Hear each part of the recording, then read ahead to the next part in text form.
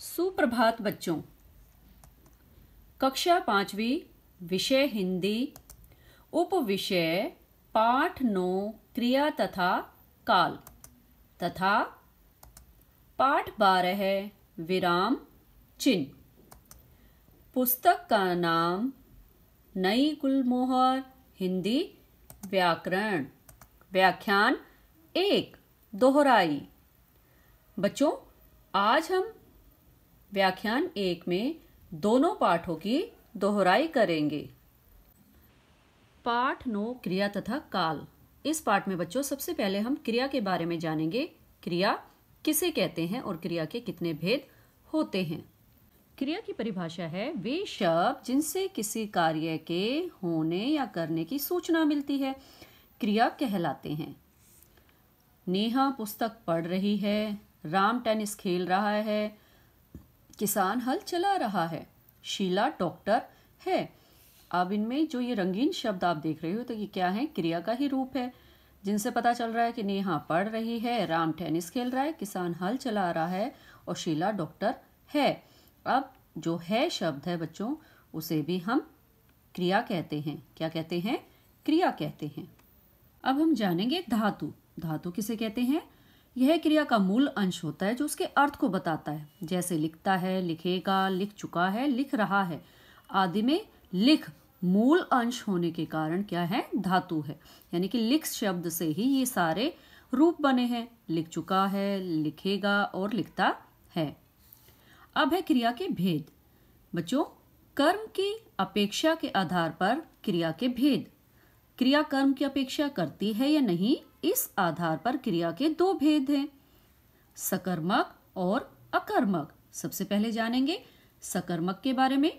सकर्मक क्रिया यानी कि वाक्य में प्रयुक्त जो क्रिया कर्म यानी कि ऑब्जेक्ट की अपेक्षा करती है वह सकर्मक क्रिया कहलाती है।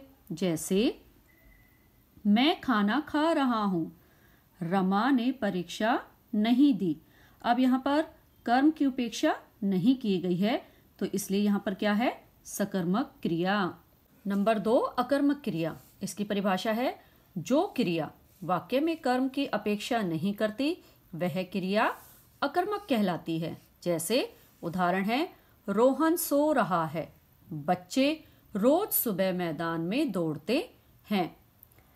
ये दोनों क्रिया की परिभाषा जानी, लेकिन अब इनकी पहचान कैसे होगी इसके बारे में जानते हैं। अकर्मक तथा सकर्मक क्रिया की पहचान। कोई क्रिया सकर्मक है या अकर्मक है, इसकी पहचान करने के लिए वाक्य की क्रिया पर क्या, किसे या किसको प्रश्नवाचक शब्दों से प्रश्न करने चाहिए। यदि प्रश्न करने पर उत्तर मिल रहा है तो क्रिया सकर्मक होगी और उत्तर नहीं मिलने पर अकर्मक होगी। ध्यान रखिए कि क्या प्रश्न के उत्तर में सकर्मक क्रिया किसी न किसी वस्तु की अपेक्षा, यानी कि हम वस्तु के लिए प्रश्न करेंगे क्या, तथा किसे और किसको प्रश्न के उत्तर में हम किसी प्राणी की, यानी कि हम किसी व्यक्ति के लिए हम किसे और किसको का प्रयोग करते हैं। जैसे बच्चा खा रहा है, अब बच्चा प्रश्न करेंगे हम, बच्चा क्या खा रहा है, तो उत्तर मिलेगा खाना, मिठाई या केला। तो क्रिया क्या है? सकर्मक है, तो हमें प्रश्न का उत्तर मिला। अगला वाक्य है, सुरेश दौड़ रहा है। अब इसमें हम प्रश्न करते हैं, सुरेश क्या दौड़ रहा है, तो हमारा प्रश्न कैसा है? असंगत है, तो हमें उत्तर नहीं मिला, तो अकर्मक क्रिया। माँ मिठाई दे रही है, अब आएंगे किसी प्राणी के लिए, अभी तक तो था वस्तु के लिए, तो माँ मिठाई दे रही है, किसे? मुझको या बच्चों को, हमें उत्तर मिला सकर्मक क्रिया। लड़कियां हंस रही हैं, अब हम प्रश्न करेंगे लड़कियां किसे हंस रही हैं, तो प्रश्न कैसा है हमारा? असंगत है, यानी कि हमें उत्तर नहीं मिला, तो क्रिया क्या है? अकर्मक है। अब आते हैं बच्चों सकर्मक क्रिया के भी उपभेद। कुछ क्रिया सकर्मक क्रियाएं जो होती हैं वो केवल एक ही कर्म की अपेक्षा करती हैं तथा कुछ दो कर्मों की। इस आधार पर उनके भेद हो जाते हैं। एक कर्मक यानी कि जिसमें एक कर्म पाया जाए, द्विकर्मक यानी जिसमें दो कर्म पाए जाए। उदाहरण है, एक कर्मक के उदाहरण, बच्चे क्रिकेट खेल रहे हैं। अब यहाँ पर खेल रहे हैं क्रिया है, तो कर्म क्या है बच्चों का? क्रिकेट खेलना। तो हम प्रश्न क्या करेंगे कि बच्चे क्या खेल रहे हैं, बच्चे क्रिकेट खेल रहे हैं। तो यहाँ पर क्रिकेट क्या है, उसका कर्म है, तो एक क्रिया हो रही है यहाँ पर। दूसरा है उसने गरीबों को खाना दिया, तो यहाँ पर गरीबों और खाना द्विकर्मक क्रियाएं हैं। माधुरी तबला बजा रही है, तबला क्या है, एक कर्मक क्रिया है। मैंने माँ को पत्र भेजा, यहाँ पर माँ और पत्र क्या है, द्विकर्मक क्रियाएं हैं, तो ये द्विकर्मक का उदाहरण है। अब हम जानेंगे क्रिया के बाद काल। काल किसे कहते हैं, इसकी परिभाषा है भाषा में क्रिया के जिस रूप से उसके घटित होने के समय का बोध हो वह रूप काल कहलाता है। अतः ध्यान रखिए, समय का भाषिक रूप ही काल है, यानी कि समय को हम काल कहकर भी पुकारते हैं। काल के भेद, काल को 3 भागों में बांटा जाता है। कौन कौन से, वर्तमान काल, भूतकाल और भविष्यत काल। 3 काल हैं, याद रखना, वर्तमान काल, भूतकाल, भविष्यत काल। अब सबसे पहले जानेंगे हम वर्तमान काल के बारे में। वर्तमान काल, जिसे हम प्रेजेंट टेंस भी कहते हैं, क्रिया के जिस रूप से उसके वर्तमान समय में घटित होने का बोध हो वह समय व्याकरण में वर्तमान काल कहा जाता है। यह क्रिया एक बार या बार बार हो सकती है या लगातार भी हो सकती है। हिंदी में वर्तमान काल की सूचना देने वाले चिन्ह, सूचना का मतलब है यहाँ पर जिससे हमें उनकी पहचान होती है कि कौन सा वर्तमान काल है, जैसे है, हैं, हो तथा हूं। उदाहरण के माध्यम से समझेंगे इसे। सब लोग टेलीविजन देख रहे हैं। मेरी बहन नौकरी करती है, यहाँ पर देख रहे हैं, करती है, यानी कि वो काम अभी चल रहा है, तो वो क्या है, वर्तमान काल का उदाहरण। अन्य उदाहरण, वह कल लंदन जा रहा है, मेरा भाई बीमार है, तो ये भी क्या है, वर्तमान काल का ही उदाहरण है। नंबर 2, भूतकाल, जिसे हम पास्ट टेंस भी कहते हैं। पास्ट टेंस, क्रिया के जिस रूप से उसके बीते हुए समय में होने का बोध हो वह क्रिया भूतकाल में होती है। भूतकाल की सूचना देने वाले चिन्ह हैं था, थे, थी, थी या आ, ए, ई। उदाहरण के द्वारा हम समझते हैं। नौकर कपड़े धो रहा था, लड़कियों ने गीत गाया, दीपा अमेरिका चली गई, बच्चों ने नृत्य किया था। तो ये सारे बीते हुए समय में होने का बोध करा रहे हैं, तो ये क्या है, भूतकाल। अगला है भविष्यत काल। भविष्यत काल को फ्यूचर टेंस भी बोलते हैं। भविष्य में घटित होने वाले कार्य व्यापार की सूचना देने वाले काल को भविष्यत काल कहा जाता है। भविष्यत काल की सूचना देने वाले चिन्ह हैं गा, गे, गी, गी। उदाहरण के द्वारा हम समझते हैं। मैं आज खाना नहीं खाऊंगा, आप किस डॉक्टर से दवा लाएंगे, निशा दिल्ली जाएगी, शिवानी शाम को गाना सुनाएगी। अब यहाँ पर क्या आ रहा है, सबके अंत में गा, गे और गी आ रहा है, तो यहाँ पर क्या है बच्चों, भविष्यत काल, यानी कि आने वाले समय में कार्य होने की सूचना दी जा रही है। अब हम जानेंगे पाठ 12 है विराम चिन्ह। विराम चिन्ह किसे कहते हैं और विराम चिन्ह कितने प्रकार के होते हैं। विराम चिन्ह की परिभाषा है बच्चों, मनुष्य बोलते समय तरह तरह की चेष्टाओं को व्यक्त करता है। इन्हीं चेष्टाओं को लिखित भाषा में व्यक्त करने के लिए बनाए गए चिन्हों को विराम चिन्ह कहते हैं। एक बार पुनः पढ़ते हैं परिभाषा। मनुष्य बोलते समय तरह तरह की चेष्टाओं को व्यक्त करता है। इन्हीं चेष्टाओं को लिखित भाषा में व्यक्त करने के लिए बनाए गए चिन्हों को विराम चिन्ह कहते हैं। मुख्य विराम चिन्ह इस प्रकार हैं। हम सारे विराम चिन्हों को समझते जाएंगे एक एक करके। पहला है पूर्ण विराम चिन्ह, फुल स्टॉप जिसे कहते हैं। पूर्ण विराम का अर्थ होता है बच्चों पूरी तरह रुकना।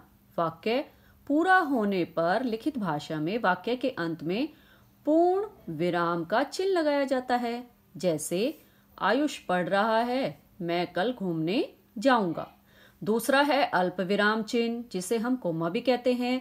अल्प विराम का अर्थ है थोड़ा विराम। वाक्य बोलते समय जब हम वाक्यांशों या पदों के बाद थोड़े समय के लिए रुकते हैं तब अल्प विराम चिन्ह का प्रयोग किया जाता है। और इसका प्रयोग निम्नलिखित संदर्भों में होता है। कहाँ कहाँ पर इसका प्रयोग होता है? क, एक वाक्य के भीतर आने वाले शब्दों को अलग अलग करने के लिए, जैसे मैंने केले, चीकू, आम और सेब खाए। यहाँ हमने विराम चिन्ह लगाया, यहाँ पर आपने अल्प विराम चिन्ह लगाया, यहाँ पर भी अल्प विराम चिन्ह लगाया।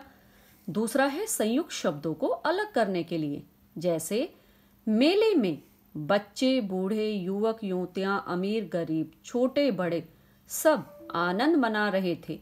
तो यहाँ पर भी ये जो संयुक्त शब्द आए हैं उसके बाद हमने अल्प विराम का चिन्ह लगाया। ग है लोगों के प्रश्न या कथन को स्पष्ट करने के लिए, जैसे मैंने पूछा, अल्प विराम लगाया, आप कितने बजे आएंगे? उन्होंने उत्तर दिया, अल्प विराम, शाम को 6-7 बजे आ जाऊंगा। तो यहाँ पर भी हमने अल्प विराम चिन्ह का प्रयोग किया। घ, हाँ नहीं, जब हाँ और नहीं से कोई भी वाक्य शुरू करते हैं तब भी हम अल्प विराम का प्रयोग करते हैं। आदि से वाक्य जोड़ने के लिए, जैसे हाँ कल आ जाऊंगा, नहीं मेरे पास नहीं है, बस अब और नहीं खाना। तो इनके बाद हम अल्प विराम चिन्ह का प्रयोग करते हैं। अगला है अंग है संबोधन के लिए। संबोधन होता है बच्चों किसी को पुकारना। जब हम किसी को पुकारते हैं, जैसे मोहन, अब थोड़ी देर रुके, अल्प विराम का प्रयोग किया। यहाँ आओ बच्चों जरा शांत रहो। वाक्य के बीच में जो से आरंभ होने वाले उपवाक्य के पहले वह लड़का जो कल यहाँ आया था वापस चला गया, आज वापस चला गया। तो यहाँ पर अल्प विराम आया। वह लड़की जिसने कल गाना गाया था आज स्कूल नहीं आई है। तो यहाँ अल्प विराम का प्रयोग किया, जो से पहले और जिसने से पहले। नंबर 3, अर्ध विराम चिन्ह, सेमीकोलन। जब हम एक बड़े वाक्य में कई छोटे उपवाक्यों को जोड़ते हैं तब अर्ध विराम चिन्ह का प्रयोग होता है। जैसे सोने से तार बनता है, तार से गहने बनते हैं, गहने स्त्रियों को बहुत प्रिय हैं। तो यहाँ पर हम क्या कर रहे हैं? अर्ध विराम चिन्ह का प्रयोग। दूसरा है अगला आपका प्रश्नवाचक चिन्ह। प्रश्नवाचक चिन्ह आप सभी को पता है, प्रश्नवाचक वाक्यों के अंत में प्रश्नवाचक चिन्ह लगाया जाता है। जैसे आप कब आए, क्या तुम्हारे पास कार है, क्या वे लोग अंदर हैं। तो यहाँ पर हमने प्रश्नवाचक चिन्ह का प्रयोग किया। नंबर 5 है विस्मयादि बोधक चिन्ह, एक्सक्लेमेटरी साइन। एक्सक्लेमेटरी साइन सुख, दुख, घृणा, आश्चर्य, शोक आदि का भाव प्रकट करने वाले वाक्यों के अंत में विस्मयादि बोधक चिन्ह का प्रयोग किया जाता है। जैसे उद्गार वाली उक्तियों के साथ, जैसे मैंने आपको बताया था, जब हमारे मन में भाव उत्पन्न होते हैं तरह तरह के, गंदगी को देखकर हमारे मुंह से क्या निकलता है? छी, यहाँ कितनी गंदगी है। तो यहाँ पर छी के बाद विस्मयादि बोधक चिन्ह। प्रशंसा के लिए हम किसी की तारीफ करते हैं, वाह, शाबाश। इन शब्दों के पीछे जब हमें हैरानी होती है, अरे, और दुख होता है, हाय, इसके बाद हम विस्मयादि बोधक चिन्ह का प्रयोग करते हैं। ख, एक शब्द में संबोधन के लिए, अगर हमें किसी को एक शब्द में ही पुकारना है, हे मोहन, उसके बाद विस्मयादि बोधक चिन्ह, हे भगवान, उसके बाद विस्मयादि बोधक चिन्ह। ग है विस्मय वाले वाक्यों के लिए, जब हमारे विस्मय वाले वाक्य होते हैं उनके अंत में भी इसका प्रयोग किया जाता है। जैसे प्रशंसा, कितना सुंदर घर है, उसके बाद विस्मयादि बोधक चिन्ह। निंदा, कैसा बेवकूफ लड़का है, उसके बाद विस्मयादि बोधक चिन्ह। आश्चर्य, क्या बढ़िया साड़ी है, देखो। ये वाक्य प्राय कितने, कैसा, क्या आदि से शुरू होते हैं। किस किस से होते हैं? कितना, कैसा, क्या आदि से शुरू होते हैं। अगला है आपका नंबर 6, निर्देशक चिन्ह। इसे हम डैश भी बोलते हैं। ये निर्देशक चिन्ह आपका योजक चिन्ह से थोड़ा सा बड़ा होता है। इसकी पहचान कैसे करते हैं और ये कब प्रयोग होता है? क, इसका प्रयोग वाक्य के अंत में दिए गए उदाहरणों से पहले किया जाता है। जैसे सांप कई तरह के होते हैं, नाग, कुरेत, दुमुहा आदि। अब नाग से पहले हमने इसका प्रयोग किया, ठीक है। वाक्य के अंत में दिए गए उदाहरणों से पहले। ख, अपनी बात को उदाहरण या विवरण से स्पष्ट करने के लिए। तुम उन्नति करो अपनी मेहनत और ईमानदारी से। तो यहाँ पर भी निर्देशक चिन्ह का प्रयोग किया। ग, बातचीत में कथन के लिए। लड़का बचाओ बचाओ, तो लड़का के बाद निर्देशक चिन्ह का प्रयोग किया गया है। अब आता है नंबर 7, योजक। योजक अभी आपको बताया था कि निर्देशक जैसा ही होता है, लेकिन वो थोड़ा सा बड़ा होता है और ये छोटा होता है। इस चिन्ह का प्रयोग कब किया जाता है? इस चिन्ह का प्रयोग शब्द युग्मों के मध्य किया जाता है, जैसे माता पिता, दिन रात, दाल चावल, छोटा बड़ा इत्यादि। नंबर 8 है बच्चों कोष्ठक, जिसको हम ब्रैकेट भी बोलते हैं। इसका प्रयोग भी हम कब करते हैं? किसी शब्द के दूसरे रूप या अर्थ के लिए। किसी शब्द के दूसरा रूप, यदि उस शब्द का कोई दूसरा रूप लिखना है या उसका कोई अर्थ लिखना है तो उसे हम ब्रैकेट में लिख देते हैं। के लिए इसका प्रयोग किया जाता है, जैसे देश का नागरिक, देश में रहने वाला, यानी कि देश का नागरिक का अर्थ लिख दिया यहाँ पर, देश में रहने वाला। या हम अपने क ख ग किसी भी वाक्य के सामने लिखते हैं 1 2 3, तब हम कोष्ठक का ही प्रयोग करते हैं। अगला है बच्चों उद्धरण चिन्ह, इन्वर्टेड कोमास। Inverted commas. उद्धरण चिन्ह इकहरे तथा दोहरे 2 प्रकार के होते हैं। आपको बताया था उद्धरण चिन्ह इकहरा, इकहरा जिसको हम सिंगल इन्वर्टेड कोमा कहते हैं, दोहरा यानी कि डबल इन्वर्टेड कोमा, 2 प्रकार के होते हैं। किसी दूसरे की कही हुई बात को जो का त्यों बताने के लिए, अगर किसी ने कोई बात कही है उसे हम वैसा का वैसा लिखेंगे, उसके लिए हम दोहरे उद्धरण चिन्ह का प्रयोग करते हैं। जैसे सुभाष ने कहा था तुम मुझे खून दो मैं तुम्हें आजादी दूंगा। तो यहाँ आप देख रहे हो ये डबल इन्वर्टेड कोमा है, दोहरा उद्धरण चिन्ह है, क्योंकि नेताजी सुभाष चंद्र की बात को जो का त्यों लिखा गया है यहाँ पर। अब अगला समझेंगे हम। वाक्य के मध्य में किसी विशेष व्यक्ति, ग्रंथ आदि की विशेषता प्रकट करने के लिए इकहरे उद्धरण चिन्ह का प्रयोग किया जाता है। वाक्य के मध्य में यानी कि बीच में विशेष व्यक्ति का या ग्रंथ आदि की विशेषता प्रकट करने के लिए इकहरे उद्धरण चिन्ह का प्रयोग किया जाता है। जैसे रामायण तुलसीदास की उत्कृष्ट रचना है। अब यहाँ पर रामायण जो शब्द है वो विशेष पुस्तक का नाम है, इसलिए यहाँ पर सिंगल इन्वर्टेड कोमा आया। भारतीयों को दक्षिण अफ्रीका में कुली कहा जाता था। अब यहाँ पर कुली किसी विशेष के लिए प्रयोग किया गया है, तो यहाँ पर भी सिंगल इन्वर्टेड कोमा आया, जिसे हम इकहरा उद्धरण चिन्ह कहते हैं। अब आपको पता चल गया कि दोहरा उद्धरण चिन्ह कब लगाते हैं और इकहरा उद्धरण चिन्ह हम कब लगाते हैं। अगला है नंबर 10 लाघव चिन्ह। लाघव चिन्ह, इस चिन्ह का प्रयोग शब्दों को संक्षिप्त रूप में दिखाने के लिए किया जाता है। जैसे डॉक्टर, अब हम डॉक्टर पूरा ना लिखकर उसे डॉक ऐसे लिखकर और उसके आगे ये लाघव चिन्ह लगा देते हैं। इसी तरह प्रश्न को पूरा ना लिखकर उसके आगे प्र लिखकर ये लगा देते हैं। उत्तर, उत्तर को पूरा ना लिखकर यहाँ पर ऊ लिख दिया और हमने ये लाघव चिन्ह लगा दिया। टेलीविजन, टेलीविजन में भी टीवी लिखा और उसके बाद हमने लाघव चिन्ह लगा दिया। ठीक है, तो बच्चों आज हमने क्या क्या सीखा। मौखिक भाषा की विभिन्न चेष्टाओं को लिखित भाषा में विराम चिन्हों द्वारा व्यक्त किया जाता है। विराम चिन्ह के प्रयोग से लिखित भाषा सुगठित होती है। विराम चिन्हों के भेद हैं पूर्ण विराम, अल्प विराम, अर्ध विराम, प्रश्नवाचक चिन्ह, विस्मयादिबोधक चिन्ह, निर्देशक चिन्ह, योजक चिन्ह, उद्धरण चिन्ह, लाघव चिन्ह और कोष्ठक। तो ये 10 विराम चिन्ह हमने आज सीखे हैं। बच्चों अब हम जानेंगे जो हमारे व्याख्यान 1 का गृह कार्य था उसका हल। गृह कार्य था आपको पेज नंबर 105, 106 एंड 107 करो। ठीक है, तो आपका हल है। पहला प्रश्न है निम्नलिखित विराम चिन्हों के नाम लिखिए। यहाँ पर आपने नाम लिखने हैं। पहले में लाघव चिन्ह, दूसरा पूर्ण विराम चिन्ह, अल्प विराम चिन्ह, इकहरा उद्धरण चिन्ह, प्रश्नवाचक चिन्ह, अर्ध विराम चिन्ह, विस्मयादि बोधक चिन्ह, दोहरा उद्धरण चिन्ह, योजक चिन्ह और निर्देशक चिन्ह। प्रश्न नंबर 2 है, निम्नलिखित वाक्यों में उचित विराम चिन्ह लगाइए। अब वह के बाद हमने विस्मयादि बोधक चिन्ह लगाया और अंत में पूर्ण विराम चिन्ह।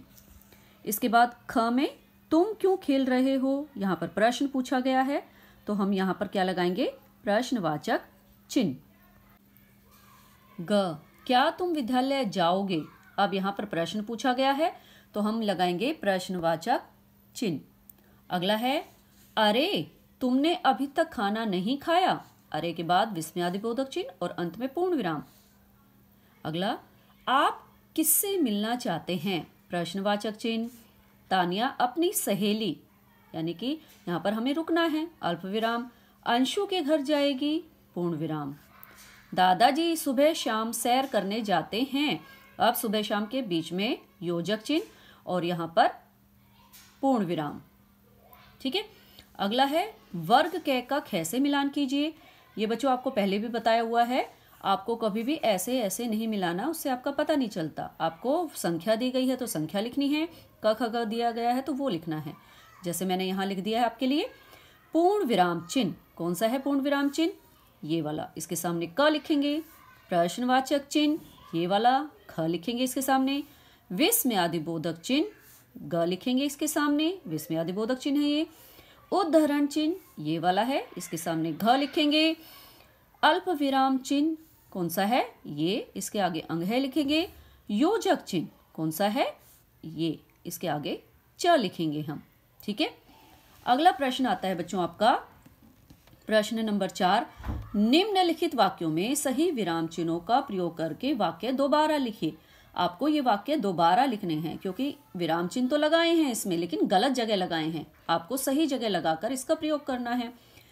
पहला है, समय आता जाता रहता है। अब आता और जाता के बीच में योजक चिन्ह लगाना है और अंत में पूर्ण विराम।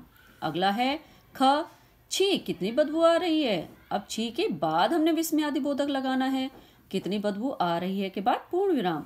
ग, क्या तुम आज खेलने जाओगे, यहाँ पर प्रश्न पूछा जा रहा है तो प्रश्नवाचक चिन्ह। कितना बड़ा सांप है, तो यहाँ पर आपका क्या आएगा, विस्मयादि बोधक चिन्ह। क्या आएगा, विस्मयादि बोधक चिन्ह। अंग है, बेचारा बस से गिर गया। अब बेचारा के बाद क्या लगाएंगे, अल्प विराम, और बस से गिर गया, इसके बाद क्या लगाएंगे, पूर्ण विराम। दोबारा देखते हैं इस वाक्य को। बेचारा बस से गिर गया। अब बेचारा, थोड़ी देर रुके, अल्प विराम का प्रयोग किया हमने। बस से गिर गया, यहाँ पर हम पूर्ण विराम का प्रयोग करेंगे। प्रश्न नंबर 5, निम्नलिखित विराम चिन्हों का प्रयोग करके वाक्य बनाइए।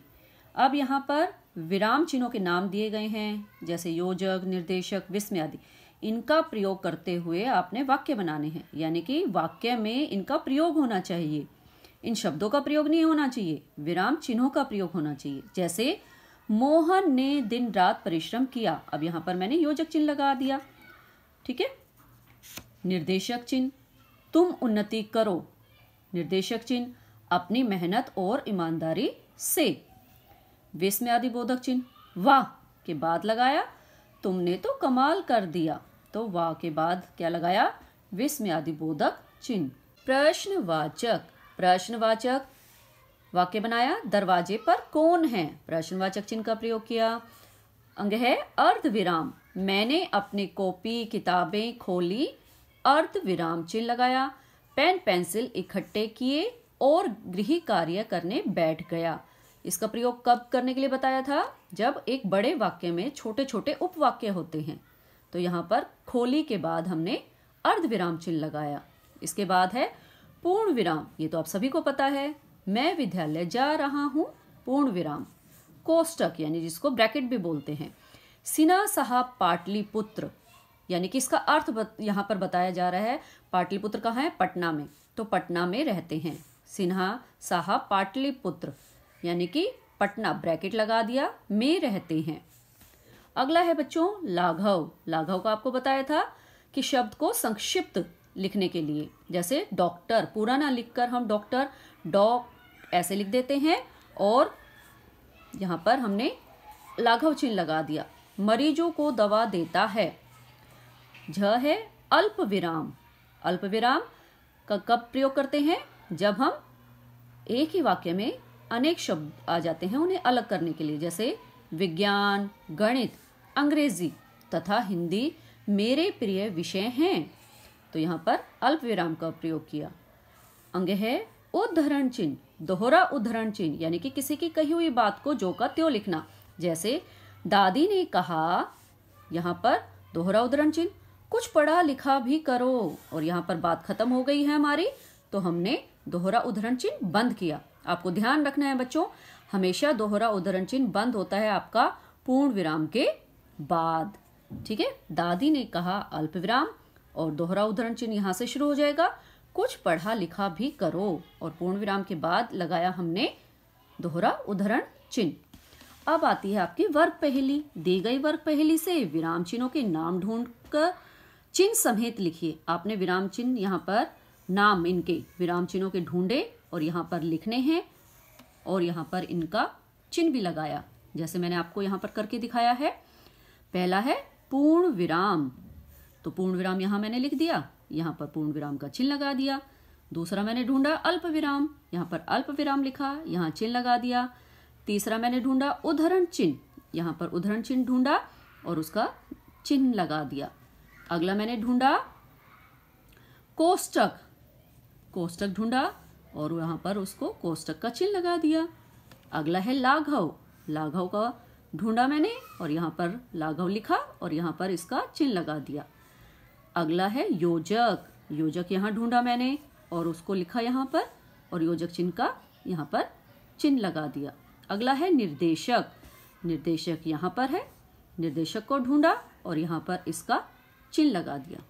तो बच्चों, आपको भी इसी प्रकार अपना सारा गृह कार्य हल करना है, और आज का जो आपका गृह कार्य होगा प्रदत्त कार्य, वो आपका एडक्वर्क पर शो होगा और आपके व्हाट्सएप ग्रुप पर शो होगा।